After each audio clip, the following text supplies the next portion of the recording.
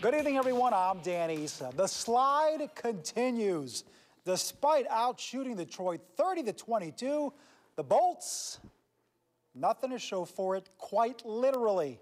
Blanked by the Wings, 3-0. 4 games into this road trip, the Lightning have just 1 point to show for it. And look at that outlet pass to Drew Miller and the goal. It was 1-0. Now, Rick Tocchet, livid, is like, hey, wasn't that offsides?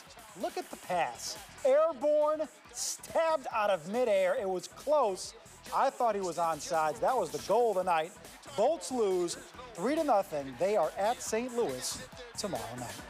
Well, the Morris Dominic regime could very well be impacted by events in our nation's capital today. Call it a Buccaneer stimulus package. Bruce Allen has been named vice president and general manager of the Washington Redskins. So what's the big deal?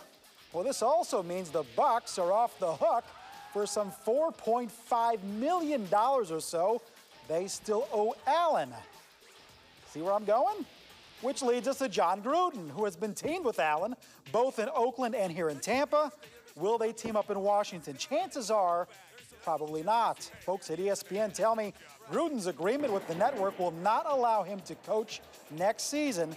It will be an interesting week in D.C., however, as Gruden will be in the booth for the Skins' Monday night game. On to Raheem Morris, if Gruden, and that is a huge if he joins the Skins. That would clear up about an additional $10 million off the Bucs' books. Stimulus package number 2, which would then mean the Bucs might be able to eat another set of contracts. Stay tuned. Minutes seemed like days. I was in shock. Everyone kind of shaking. It was just shocking for me. Information nearly impossible to come by. So I called my father and just asked him what's going on, and he couldn't get in contact with anybody, so there was definitely a lot of worry there. Time has provided good news. When everyone's okay for my family, so pretty happy about that. My family is doing good. You know, they just lost a couple houses, but thank God none of them lost their lives. As well as sad news. But it's still some people on my mother's side, like, we haven't been able to heard of, and on my father's side, it's not looking too good. For 13 USF athletes with Haitian bloodlines, their stories cut deep. Hearing my mom cry every night, not being able to get in contact with nobody, and seeing the gruesome pictures and videos, it was very hard and stuff. But couldn't imagine that sort of stuff actually going on, you know, and your family being involved in it and around it. You know, words can't explain that type of stuff. You know, you pray for world peace, and you hear everyone talk about world peace, and I just don't think it should take something so tragic before everyone opens their eyes. For women's basketball player Melissa Dallenbert, her NBA brother Samuel has already done something to help his native country. He donated $100,000, and during one of his Sixers game, he told anybody who donate money throughout the Sixers game, he'll match it, and he actually raised over $2 million. Dan Eassa, ABC Action News.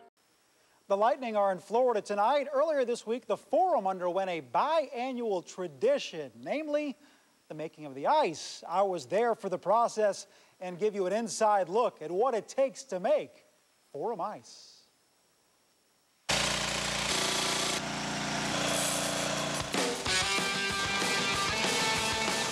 Generally, everybody does. They think it's like a pond or something, but generally we try to run about 1.25 inches to 1.5 inches ice is where we get our best ice reports. Yeah, that's a max. 1.25 inches is generally what we try to keep. Yeah, they don't realize how much effort goes into making it white. There's a great deal of time mixing up paint. We do 12 buckets or 12 boxes of white paint to get the white, and then all the lines and everything except the 4 advertisements are all hand painted. We use the deionized water. We have charcoal filters that it runs through. We also use caustic soda and hydrochloric acid as far as purification of the water. 125 and 3/4. Generally, you're looking at an all-day project from the time we start with the white till where we've got it all sealed in. The only thing that we really struggle with is the center ice logo. That's all a ounce pattern put down with like a chalk, and then you paint between the lines, and that it takes a little time with that one. We have a refrigeration system on the north end of the building. We have 4 compressors.